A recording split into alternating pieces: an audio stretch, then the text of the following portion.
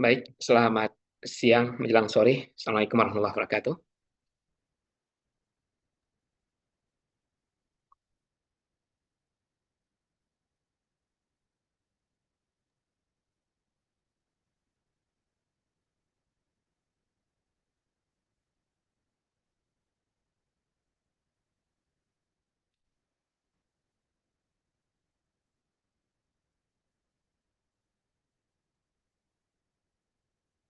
Halo, ini bisa kita mulai ya? Iya, Mbak. Bisa, Pak. Nah, Waalaikumsalam warahmatullahi wabarakatuh.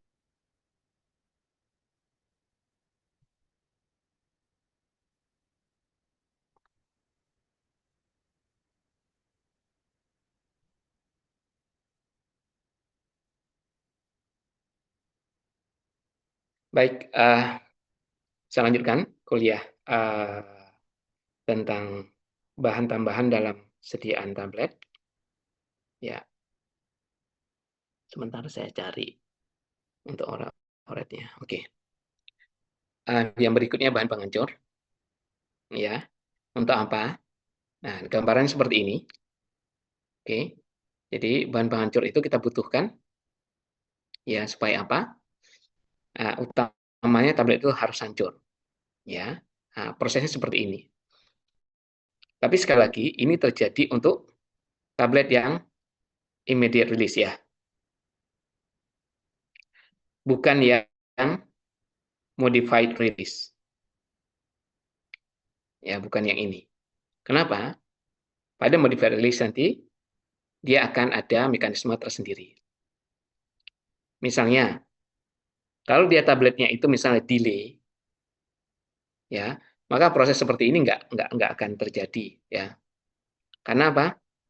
Karena dia nanti tidak segera setelah kontak dengan air, dia akan hancur. Oke, begitu juga misalnya tablet effervescent. Ya, dia akan hancur seperti ini, tapi kan dalam gelas. Ya, dalam gelas gitu akan hancur. Ya, ada tablet kunyah, nggak perlu prosesnya seperti ini. Ada tablet hisap, nggak perlu proses seperti ini. Ada tablet bukal, sublingual juga berbeda. Ya, ODT beda. Ini sekali lagi untuk IR ya. Nah, apa yang terjadi apabila tablet IR, ya, immediate release atau yang konvensional itu, uh, kita minum, gitu ya. Nah, ini tablet, ya kita minum, uh, kemudian akan hancur menjadi granul. Dari granul menjadi partikel halus. Ada nggak dari tablet yang larut? Ada, tapi kecil. Ada nggak dari granul, ya dari granul ini, kemudian menjadi yang larut? Ada, ya nggak banyak juga. Ya, yang banyak setelah hancur menjadi partikel yang halus. Kenapa begitu? Karena kalau partikelnya halus, luas kontaknya menjadi lebih besar, ya otomatis kecepatan larutnya juga menjadi lebih cepat. Ya, dan ini proses melarutnya dari suatu sediaan ya di dalam saluran cerna kita mengatakan disolusi. Ya, disolusi. Jadi proses keluarnya obat ya dari sediaan kemudian terlarut dalam saluran cerna itu namanya disolusi. Nah, kalau disolusi ini nggak terjadi, maka tidak mungkin diabsorpsi. Kalau nggak bisa diabsorpsi, ya efeknya tidak terjadi atau tidak ada, gitu ya. Nah, untuk mempercepat tablet hancur menjadi ini atau granul hancur menjadi partikel halus ini, maka dibutuhkan bahan penghancur. Yang bahan penghancurnya bisa ditambahkan di sini, ya di nomor 1 ini, atau di sini, nomor 2. Pada saat ditambahkan di nomor 2, karena proses membuat tablet kan terbalik kan, proses membuat tabletnya kan dari sini ke sini ya, bukan dari tablet menjadi kecil, enggak, dari kecil, dari serbuk menjadi tablet kan. Nah, jadi proses ya penambahan bahan penghancur di nomor 2 ini, pada saat kita membuat dari granul menjadi partikel halus menjadi granul, maka dikatakan internal. ya penambahan secara internal, intergranular maksudnya, intergranul ke dalam granul. Ya, kapan ditambahkan? Pada saat proses granulasi. Nah, kalau di sini berarti prosesnya adalah ini ekstra granular, di luar granul, tapi nanti tetap di dalam tablet. Oke, nah ini. Jadi ada ekstra granular, ada intragranular. Ya, kalau tadi partikel halus ini kemudian jadi granul, nah, bahan penghancurnya ada di dalam granul ini, namanya intragranular. Sebaliknya, kalau dari granul ini menjadi tablet, dan dia ada di luar granul tapi dalam tablet, namanya ekstragranular. Ya, kita tambahkannya apa? Yang bagus ya bagus kombinasi, tapi tidak selamanya harus tambah apa kombinasi ya. Contohnya ada amilum, primogel, eksplotab, alginat dan sebagainya. Ya, nah kadarnya nanti juga di masing-masing itu ada kadar yang optimum ya yang bisa ditambahkan. Nah, secara umum bahan penghancur itu ada dua, ya. Ada yang natural, ya. Ini misalnya start, ya start ini. Nah, ini yang natural, oke. Ini natural. Ada yang sudah perubahan. Nah, ini udah bentuk natriumnya. Namanya explotab, primogel. Nah, biasanya kalau natural itu butuh konsentrasi yang kecil, ya. Tapi kalau yang sudah modified biasanya, kalau yang natural butuh konsentrasi yang besar. Tapi kalau sudah modified butuh nggak terlalu banyak. Karena yang sudah modified namanya bukan disintegran lagi, tapi namanya super disintegran. Ya, karena dia memang sudah bagus sekali ya. Ini ada modifikasi yang pre-gelatin. Ya, oke. Ada contoh-contoh yang lain. Ini saya coba carikan ya di ini aja, di sebentar.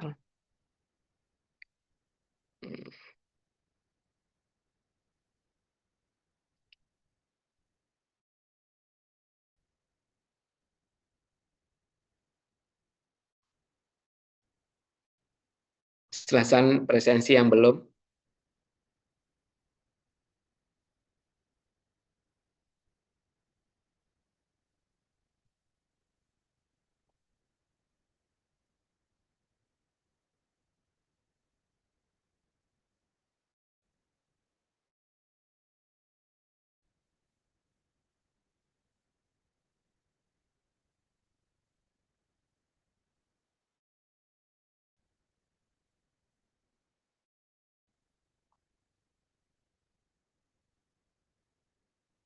Ya,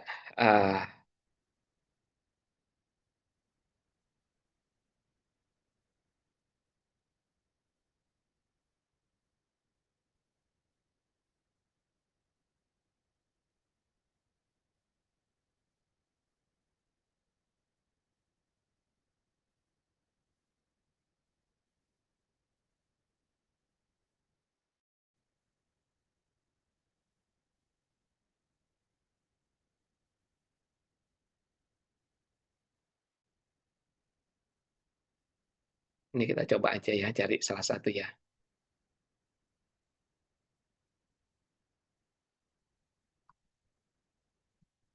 Ada enggak? Enggak ada. Sebentar, sebentar. Nah, ini.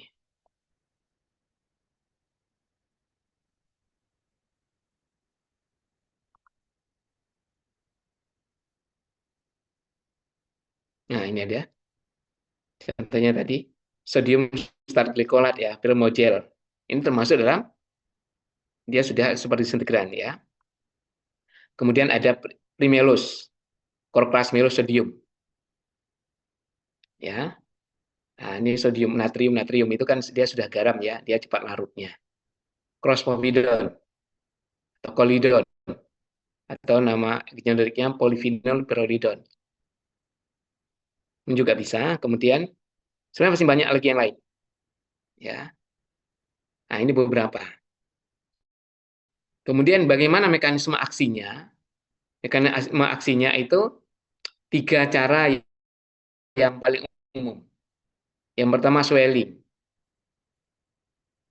Bagaimana swelling itu? Swelling itu tadinya dia kecil, kemudian swell membesar. Akibat membesar itu kemudian mendesak, ya tablet itu kemudian menjadi hancur. Ya, ini swelling. Kedua wicking. Nanti di slide saya juga ada wicking, menarik air dengan cepat. Ya, nah di sini ini ada gambarnya ini. Oke, Anda lihat. Oke, wicking. Kemudian yang ketiga deformasi. Pada saat ditekan, dikempa, bentuknya itu sudah tidak beraturan. Ya, sudah tergencet-gencet gitu. Tapi ya, dengan adanya air, dia dengan cepat kembali ya ke bentuk awalnya sehingga apa? Mendesak tablet itu menjadi cepat hancur. Nah, ini biasanya katanya 3 sampai 15% ya. Kalau tadi 5 sampai 10%, nah ini tergantung lah. Nah, ada yang ini 2 sampai 5%, ya tergantung pada jenis apa namanya? Bahan penghancurnya. Oke, baik.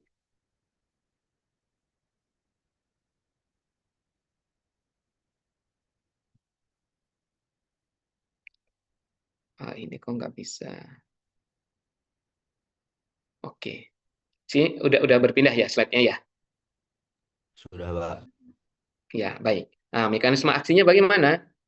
Mekanisme aksinya yang tadi mengembang swell.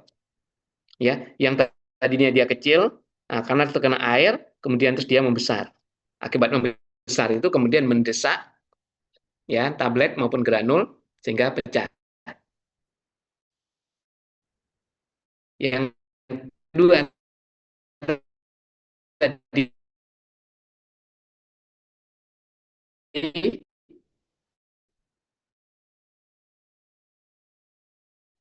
deformasi sudah kembali ya dengan uh, uh, apa namanya menarik air dengan sehingga apa ikatan-ikatannya itu menjadi apa namanya ikatannya menjadi lunak rapuh, bukan rapuh ya lebih tepatnya ya, karena ada air masuk sehingga ikatan antar partikelnya itu menjadi berkurang gitu ya, sehingga dia cepat hancur. Nah, ada lagi yang lain, tapi ini enggak banyak karena terjadi perubahan muatan di permukaan partikel. Yang itu bisa mengakibatkan apa namanya kalau muatannya apa namanya berubah itu akan menyebabkan tablet itu hancur gitu ya. Nah, tapi masih ada satu lagi sebenarnya. Apa? Aksinya adalah effervescent. Ya, effervescent. Sebentar. Effervescent. Effervescent itu reaksi antara asam dan basa ya, bagian asam dan bagian basa. Nah, ini khusus terjadi pada effervescent. Dengan adanya reaksi asam basa ini kemudian menyebabkan apa? Timbul gas. Gas yang ada ini kemudian menyebabkan tablet itu hancur. Oke. Jadi reaksi effervescent. Biasanya antara asam dan basa yang membentuk gas. Contohnya apa? Contohnya asam sitrat, asam teratrat dengan natrium karbonat atau bikarbonat.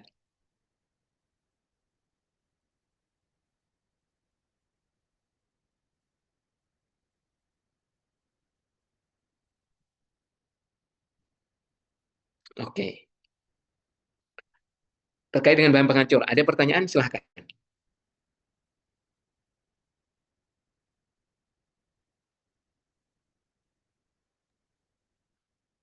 Hmm.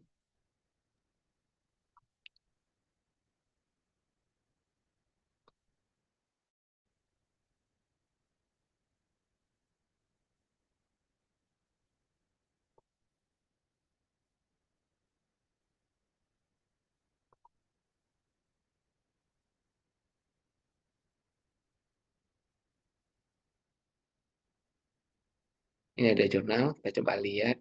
Oh, harus download.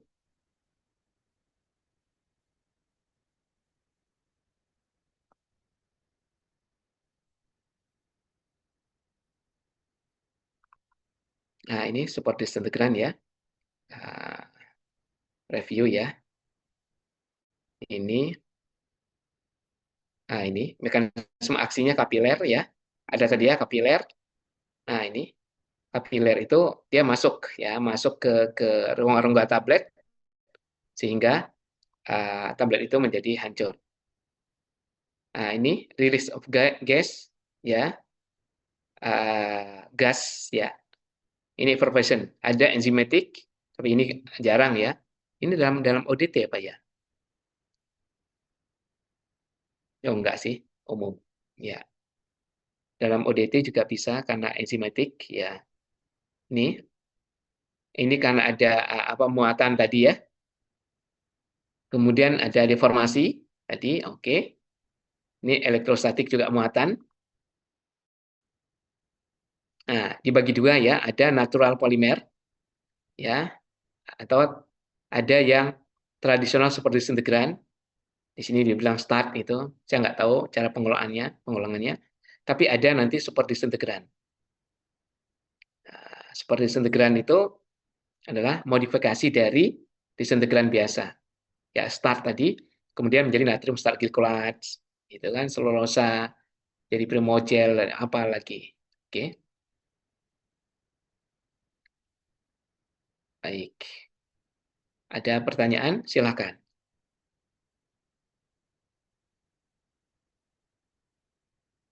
Tidak ada? Baik. Bahan pelicin. Oke. Bahan pelicin.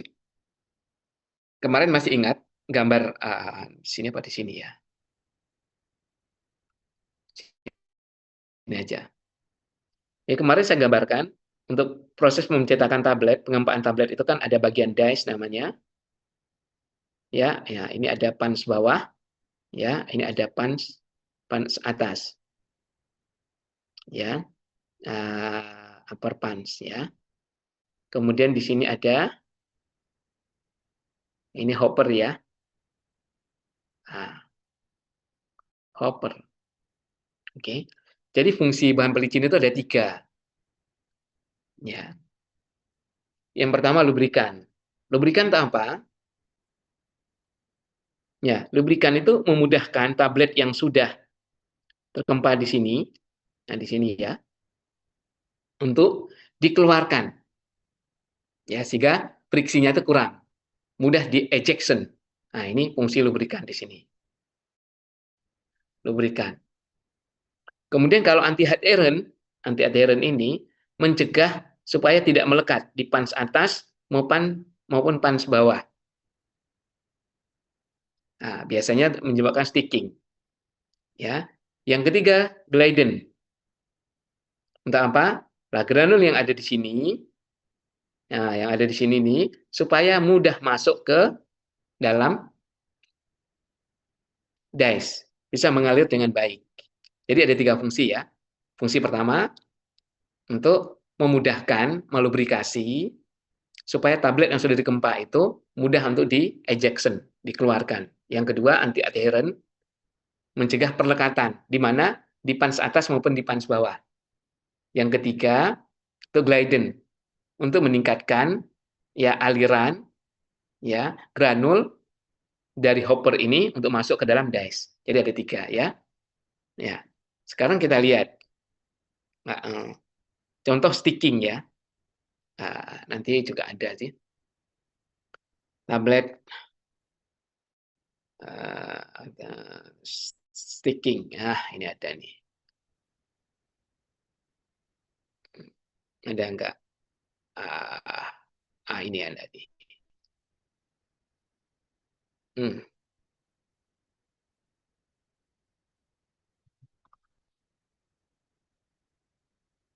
Mana tadi gambarnya?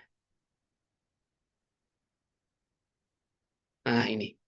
Ini sticking nih. Ini melekat di pans. Ya. Baik pans atas maupun pans bawah. Ya. Salah satunya kenapa? Salah satunya ini. Tapi di sini dibilang lubrikan. Sebenarnya bukan lubrikan, anti adherent lebih tepatnya ya. Ini. Oke. Ya, baik. Nah, kita coba. Uh,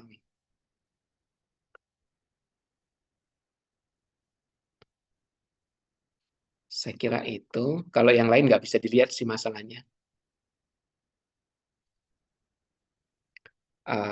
Ya, gitu aja dulu lah. Nah, mekanisme gimana? Nah, satu yang harus diingat adalah bahwa bahan pelicin ini, pelincir, ya, yang dia punya 3 fungsi ini ditambahkan masih ekstra granular.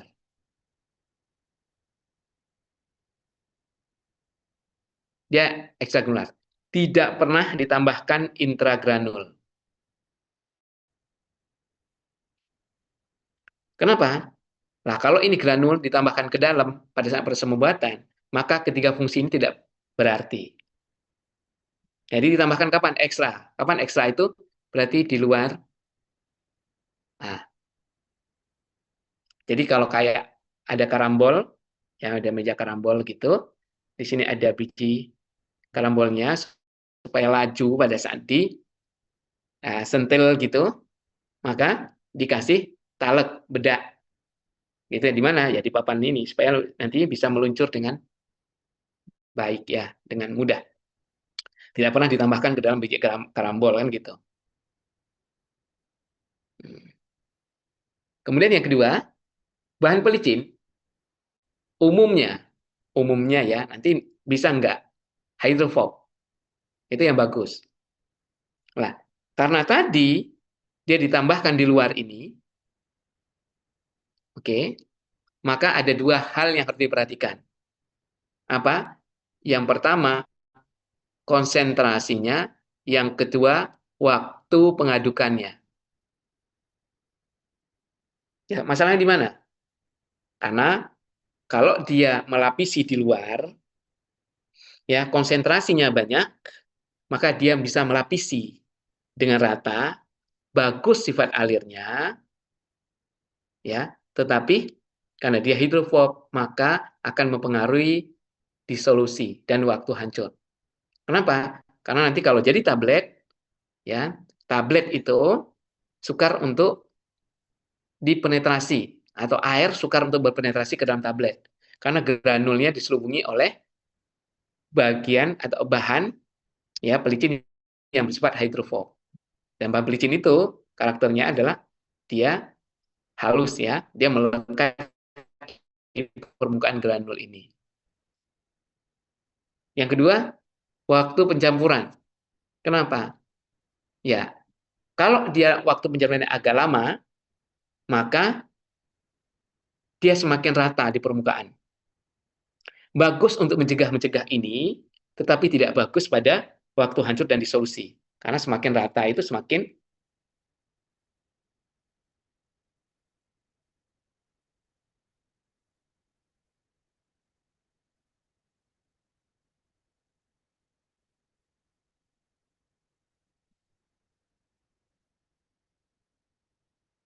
ya. Oke, jadi semakin rata dia ya nanti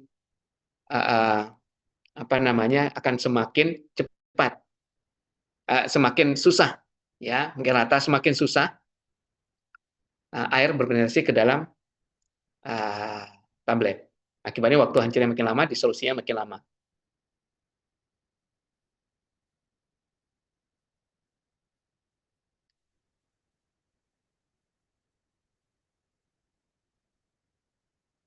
Oke, baik. Kemudian, ini kan hidrofob.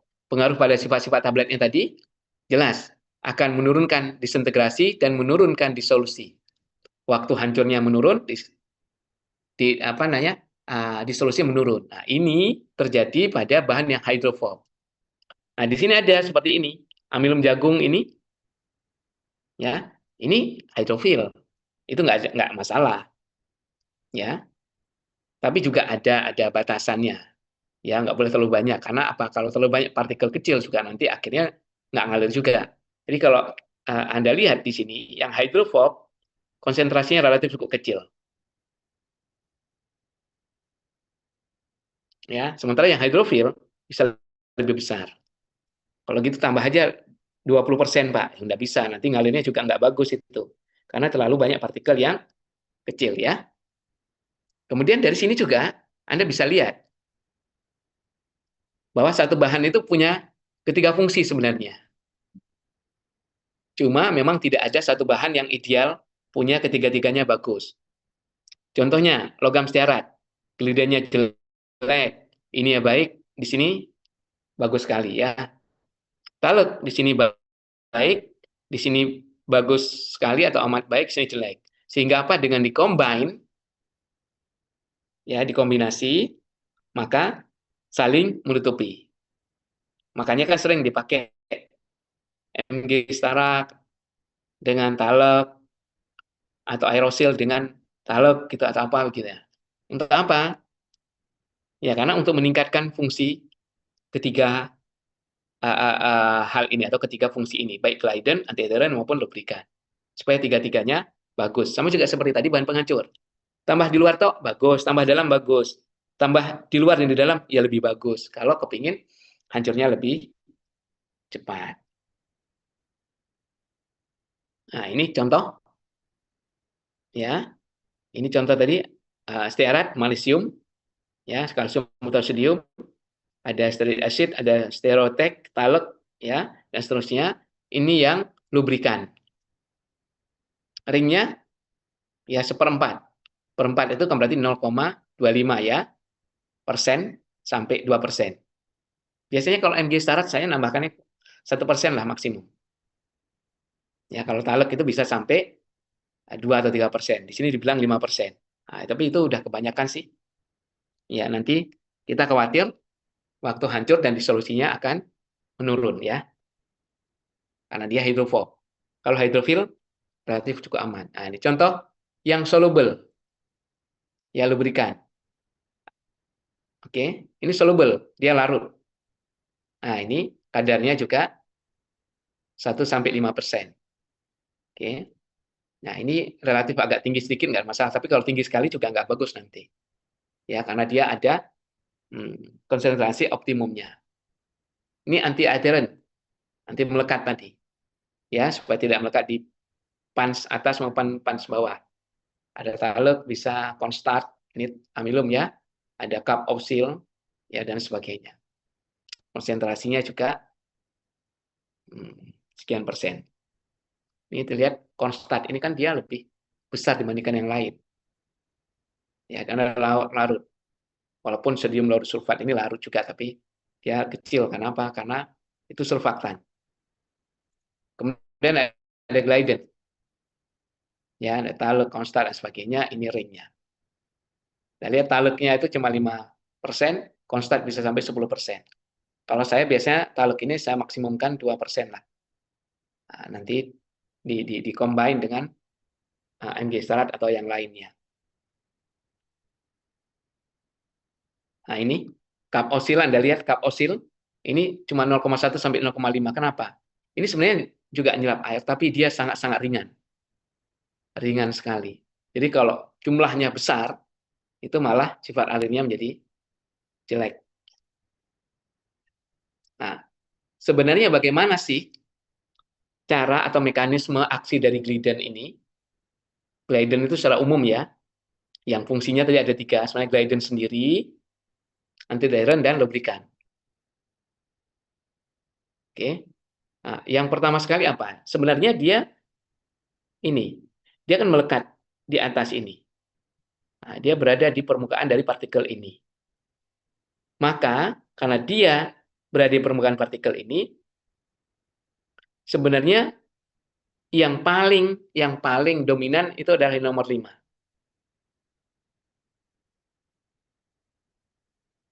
Nah, kalau nomor 2 distribution of glided, ya otomatis sudah distribusi sih. Tapi yang paling dominan ini. Kenapa? Karena dia berada di permukaan sehingga mengurangi interaksi friksi antara satu granul dengan granul yang lain, atau antara granul dengan permukaan pans, atau dalam dice, atau dengan hopper. Sama seperti biji karambol tadi ya. Biji karambol, kenapa kok dengan dikasih talet kemudian dia laju? Karena dia menghalangi ya interaksi yang kuat, friksi antara biji karambol dengan papan luncurnya itu. Nah, ini juga gitu. Nah, ada yang lain, misalnya karena dia berada di permukaan antara satu partikel dengan lain partikel tadi, secara fisik tidak berinteraksi dengan kuat, kemudian juga mengurangi muatan yang terjadi, tarik-tarikan, atau kalau dia bisa mengabsorpsi kelembaban dari permukaan partikel ini, dan lain sebagainya, itu mekanisme tambahan. Tapi mekanisme utamanya adalah mengurangi friksi, mengurangi interaksi, ya, adhesi, ya, antar partikel dengan partikel, partikel dengan dice, dengan punch, dan dengan hoppernya. Oke, baik. Ada pertanyaan? Silahkan.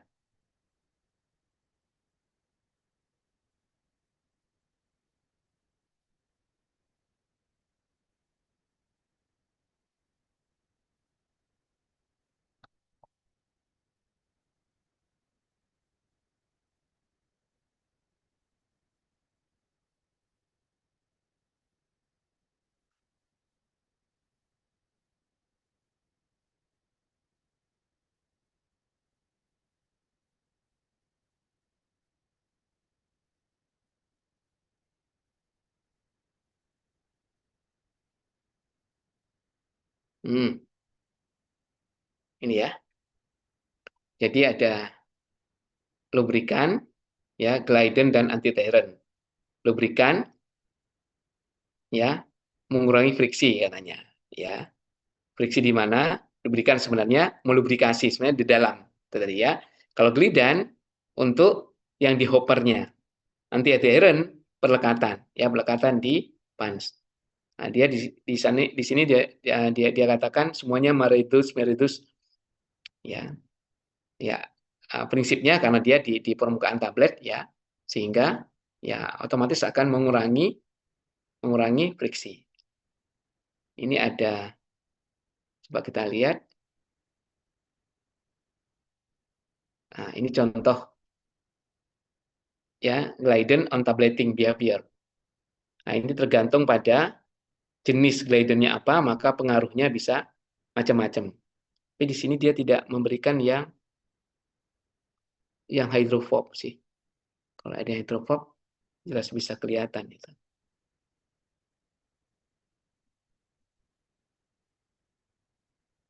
Nah, ini contoh, ini semoga terlihat ya.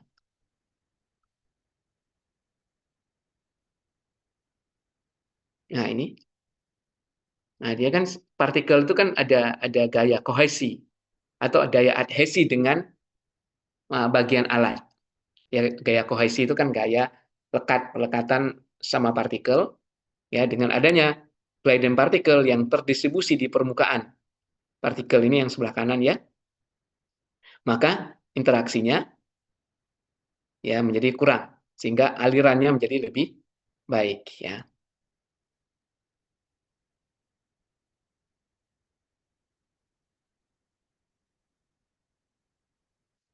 Oke.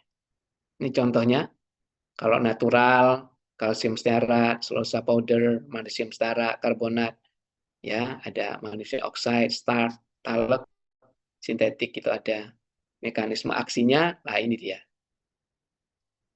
Reduce friction, ya, reduce surface charge, atau tadi ada beberapa fungsi yang lain.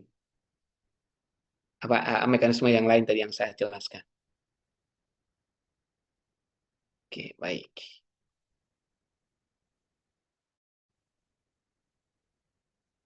Ada pertanyaan? Silahkan.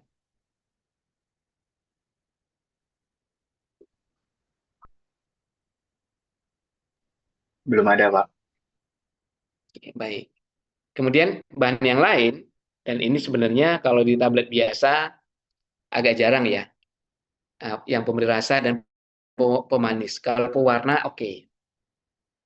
Ya, pewarna biasanya ditambahkan bukan hanya untuk menutupi warna obat yang kurang baik, tapi juga bisa untuk identifikasi produk.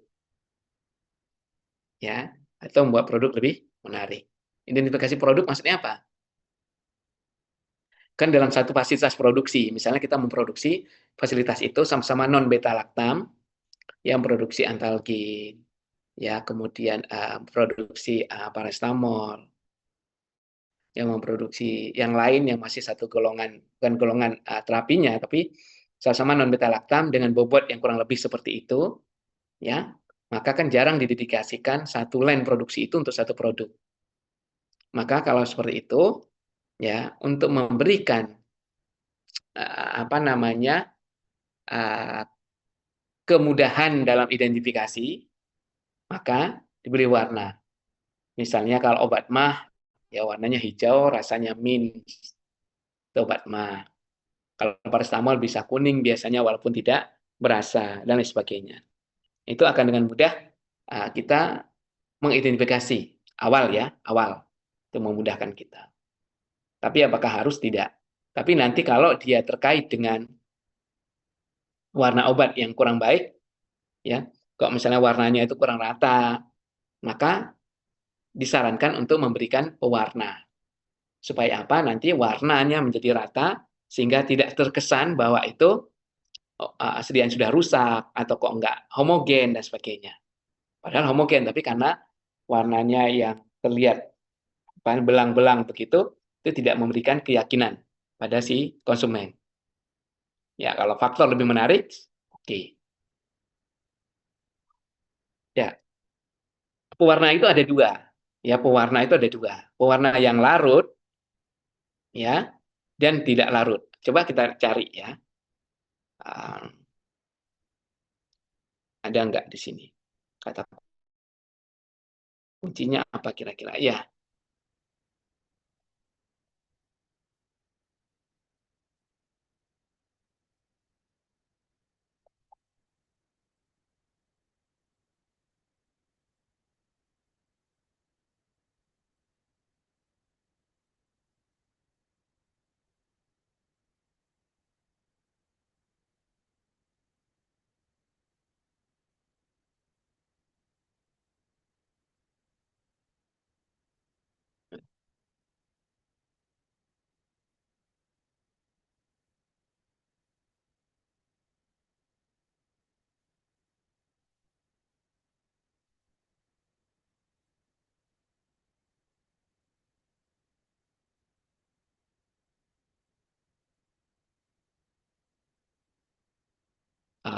apa ya? Sebentar.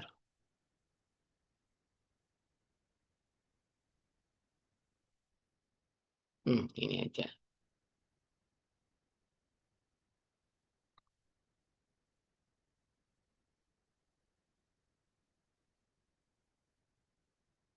Lebih banyak di coating sih.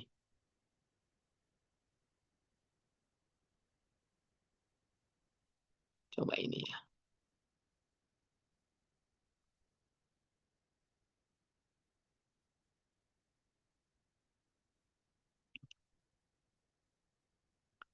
Oke, kita coba lihat.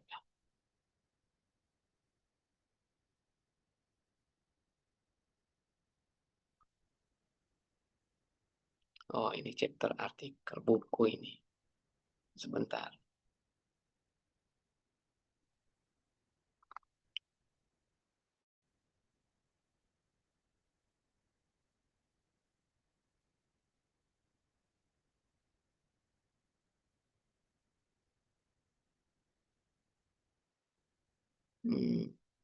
Sebentar.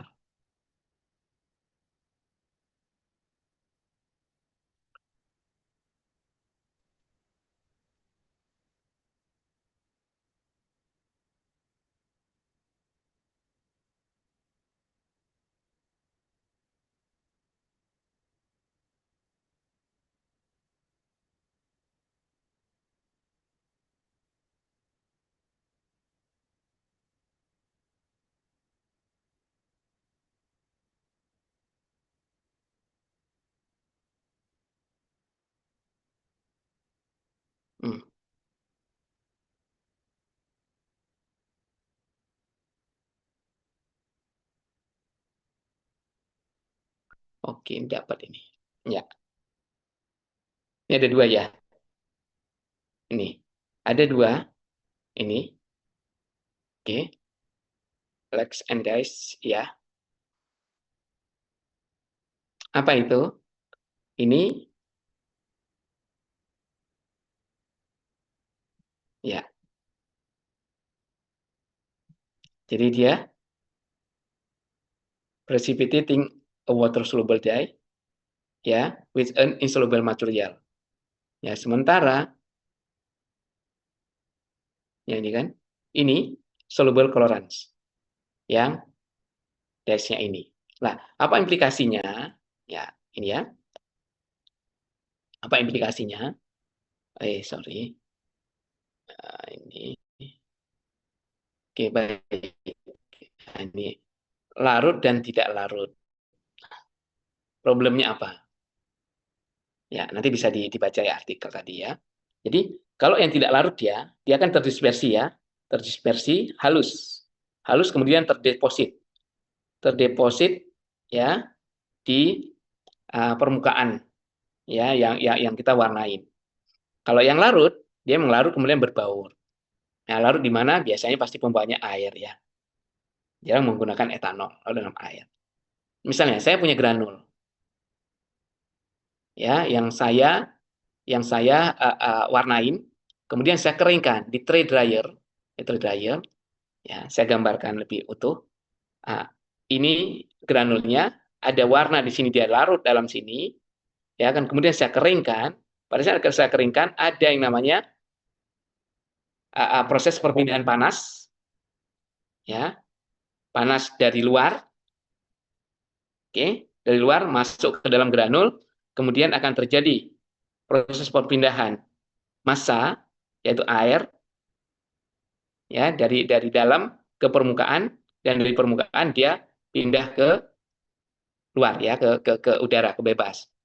Nah, kalau dia larut dalam air, maka pada saat terjadi proses migrasi perpindahan air ini, maka zat warnanya juga bisa berpindah ikut sehingga nanti dia bisa berada di permukaan. Bukan tidak mungkin kemudian juga ada yang menguap. Apa problemnya? Problemnya kalau dia larut dalam air gini, kalau kita keringkan dengan tray dryer, kemudian tray dryer ya, kayak nampan begitu, maka sangat mungkin terjadi proses migrasi. Nah, migrasi itu bisa menyebabkan perubahan warna ya atau distribusi warna pada granul yang berbeda. Ya. Coba kita cari ya. Ini sebentar. Di sini aja. Ya. Color migration during apa ya?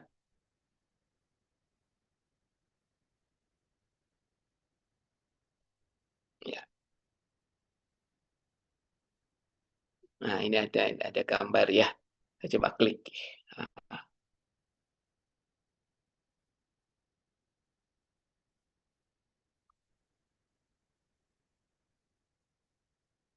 Mana gambarnya? Tadi. Ada gambar yang bagus itu. Sebentar. Kok nggak muncul?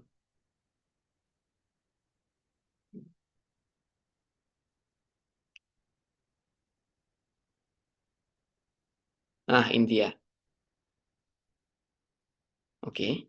Ini gambar yang mungkin bisa menjelaskan gitu ya. Saya crop aja ini. Bisa masukkan. Ya. Nah, di sini kan dilihat, kita melihat bahwa pada saat proses pengeringan, ya, ini warnanya itu tersebar rata, gitu, tersebar rata. Ya, pada awalnya, ya, tapi pada saat kemudian dia mulai bergerak airnya itu, maka bisa terjadi penumpukan warna di permukaan dari partikel itu. Jadi sangat mungkin terjadi hal seperti itu. Ya. Nah, ini saya insert saja ke sini biar. Oke. Ya. Ini bisa terjadi kok di sini ya.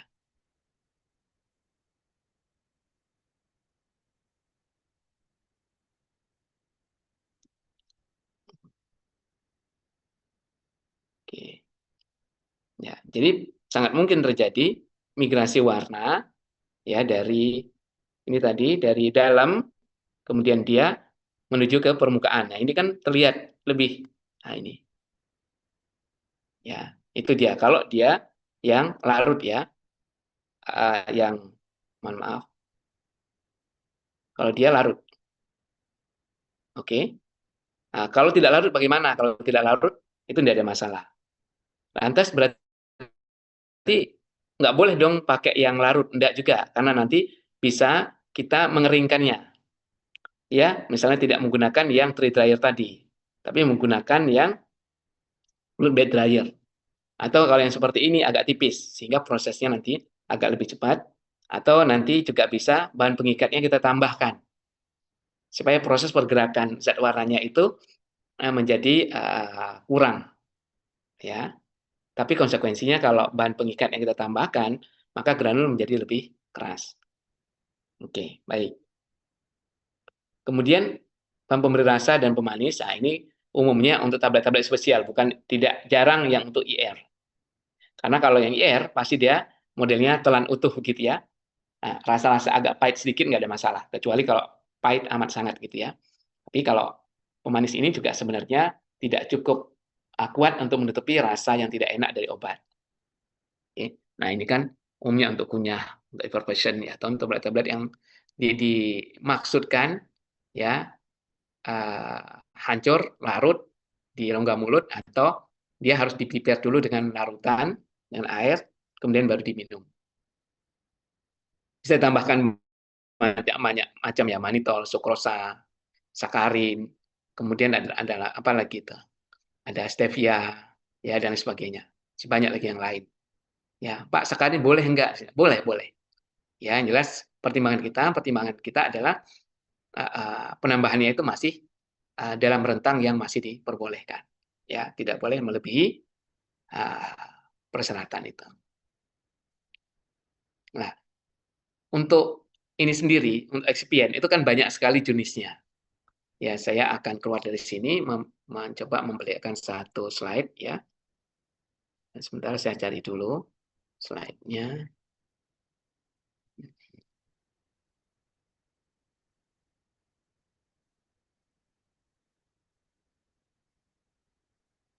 Sebentar.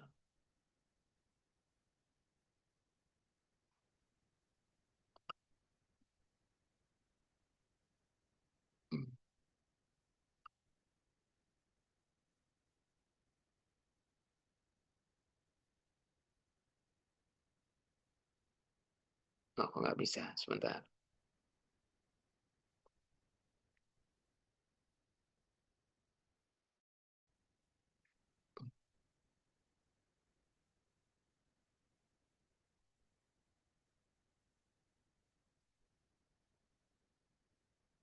Izin saya. Oke. Nah, ini kelihatan. Nah, ini Lihat. bisa dilihat ada banyak ya eksipien, walaupun ini tidak semua ditambahkan dalam tablet. Ini hanya untuk memberikan contoh saja. Ya, bahan pengasam itu, ya ini kaitannya dengan kalau dia effervescent ini biasa, tambah asam sitrat, ya, asam fumarat gitu, dan sebagainya. Kemudian juga contoh ya, misalnya kalau di ini pewarna tadi, kan ada banyak sekali pewarna. Ya, itu kan ditambahkan dalam tablet ya. Kemudian kalau flavor juga ada banyak sekali, belum lagi yang kalau plasticizer sepenuhnya itu enggak. Nah, ini tablet binder, nah itu juga ada banyak sekali ini tadi. Ya, ke contoh-contoh kemarin juga begitu ya. Di beberapa ada di slide itu. Ya, Diluent ya juga ada kaolin, laktosa, mannitol, MCC ya, selulosa, sorbitol, start. Oke. Kemudian kalau coating ini kita nggak bicara coating, nah ini disintegran. Ya, ini tadi. Nah, ini ada gliden. Tadi juga sudah kita coba lihat lubrikan. Ini ya pilihannya itu banyak gitu ya. Nah, flavor, sweetener juga ini ada sirup macam-macam gitu ya. Monggo. Nah, yang ingin saya perlihatkan sebenarnya ini. Oke. Jadi apa ya? Ini kelihatan ya. Dalam kita memilih, dasarnya apa?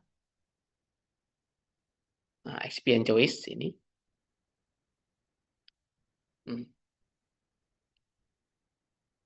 Dasarnya apa sih? Jelas, salah satu yang kemarin kita bicarakan, yang kita bicarakan kemarin ada inkompatibilitas. Di sini tertulis. Itu utama ya. Income inners. Inners itu tidak sama dengan inkompatibilitas. Itu harus dibedakan. Ada yang tahu inners itu apa?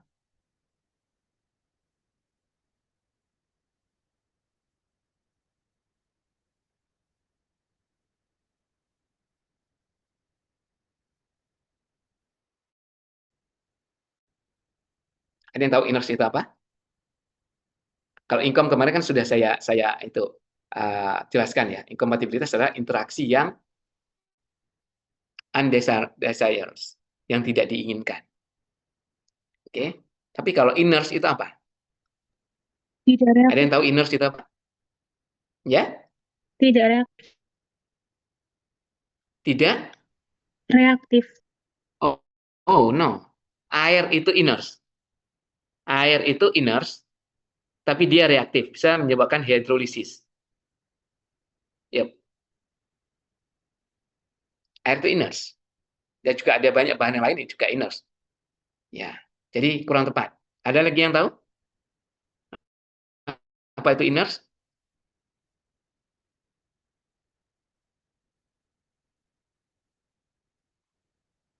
Coba dicari.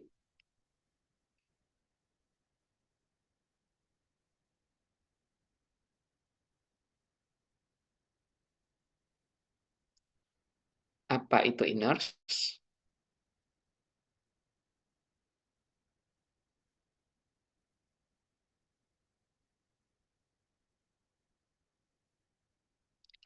Halo, ketemu?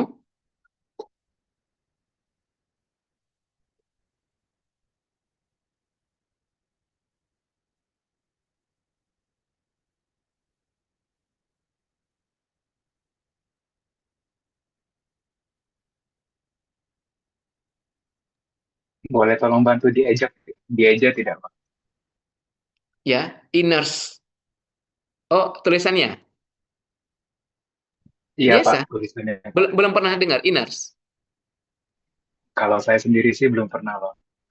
Oh, Taunya inner, Pak. ya. INERT, inners.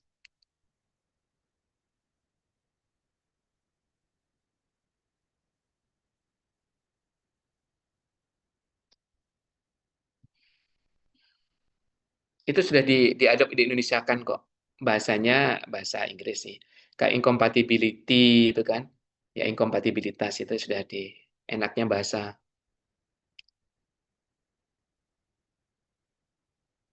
Ya, ini ada yang jawab. Tidak memiliki efek farmakologis. Yap. Jadi inners artinya bukan hanya farmakologis. Ya.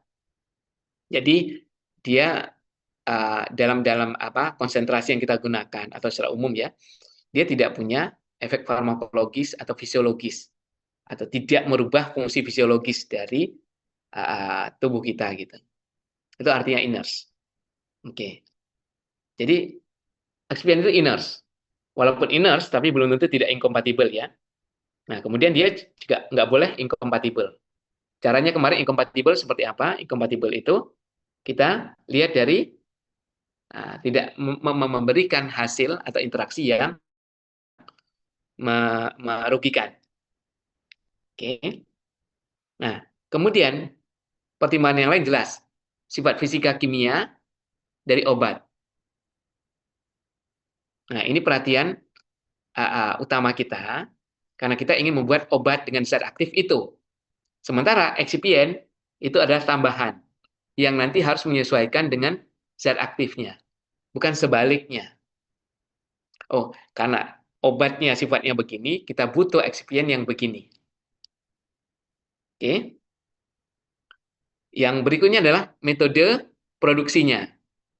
Apakah direct compression, wet compression, dan sebagainya. Nah, besok akan kita bicarakan mekanismenya. Maka jelas bahan yang dibutuhkan akan berbeda.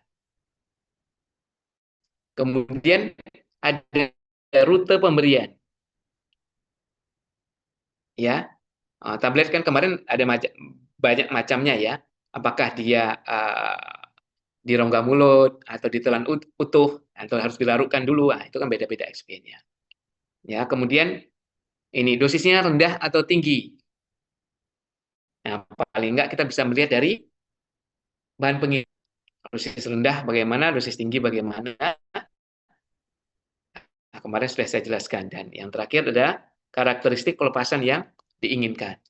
Jadi kalau diinginkan pelepasan cepat atau lambat sampai delay, nah itu expiennya jelas berbeda. Oke. Ya. Jadi itu dasar kita karena expien itu begitu banyak. Bagaimana kita memilihnya berdasarkan sifat fisika kimia dari zat aktif dan juga nanti dari excipient. Begitu kita campur tidak incompatible, dia klop gitu ya. Walaupun excipient itu sebenarnya inert. Oke, baik. Kesimpulannya untuk bahan tambahan mutlak diperlukan walaupun dia tidak zat aktif. Ya, bukan merupakan zat aktif tapi secara langsung dia akan mempengaruhi kualitas atau mutu tablet. Ya, tablet itu baik atau jelek di samping dipengaruhi oleh banyak hal juga ditentukan oleh excipient yang kita tambahkan atau yang kita gunakan. Kemudian yang terakhir pembelian bahan tambahan harus disesuaikan dengan sifat fisika kimia dari obat karena kita ingin membuat sediaan yang berbasis pada zat aktifnya bukan excipientnya. Ya, maka kita nanti fokusnya adalah pada sifat fisika kimia dari bahan obatnya sendiri. Baru kita pilihkan excipient yang cocok ya, serta dengan metode pembuatan dan tujuan yang ingin dicapai.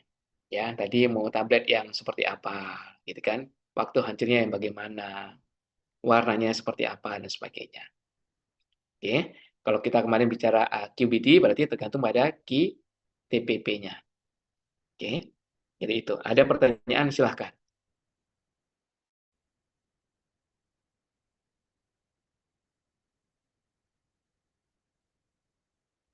Silahkan yang belum presensi.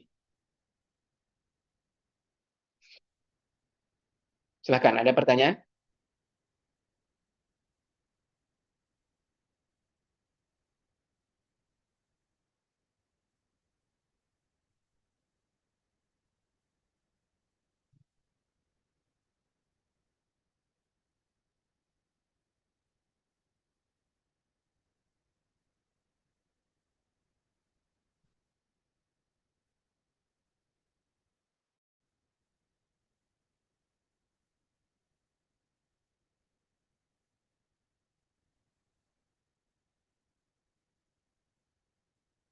Ini udah presensinya.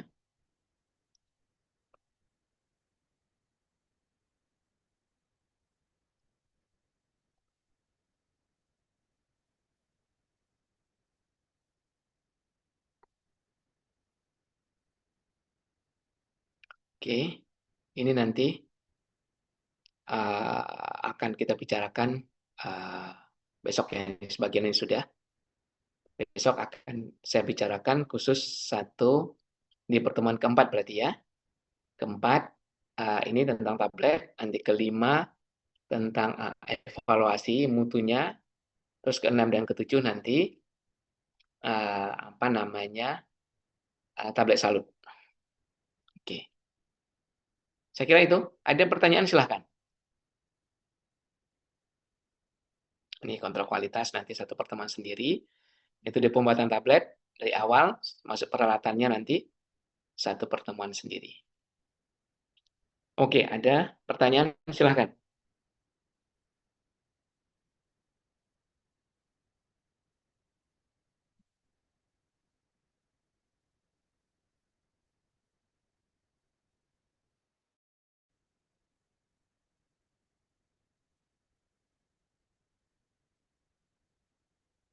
Ini apa maksudnya tadi, stay di dokumen?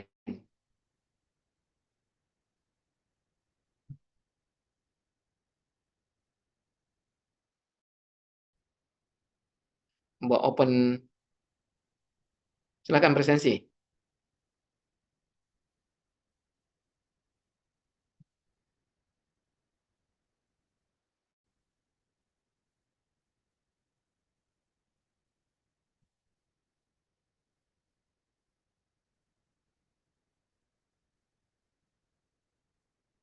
Sudah semua? Presensi? Senangnya ngechat, mau ngomong. Belum pindah? Mohon maaf, Bapak QR kodenya belum terlihat. Ya mau ngomong.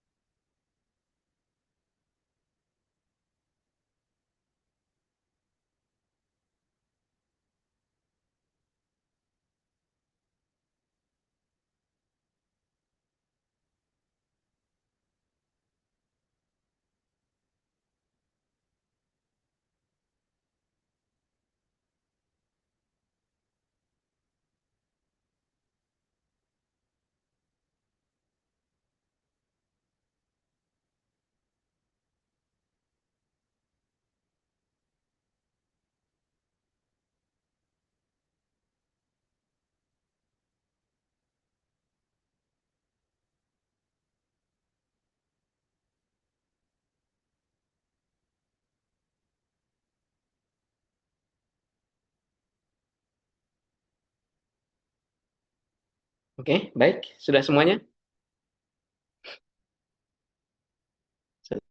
Tutup ya. Ya baik, kalau tidak ada pertanyaan, kita cukupkan pertemuan hari ini. Terima kasih. Assalamualaikum warahmatullahi wabarakatuh. Waalaikumsalam. Terima kasih banyak, Pak. warahmatullahi Terima kasih, wabarakatuh. Pak. Terima kasih banyak, Bapak. Terima kasih, Terima Pak. kasih, Pak.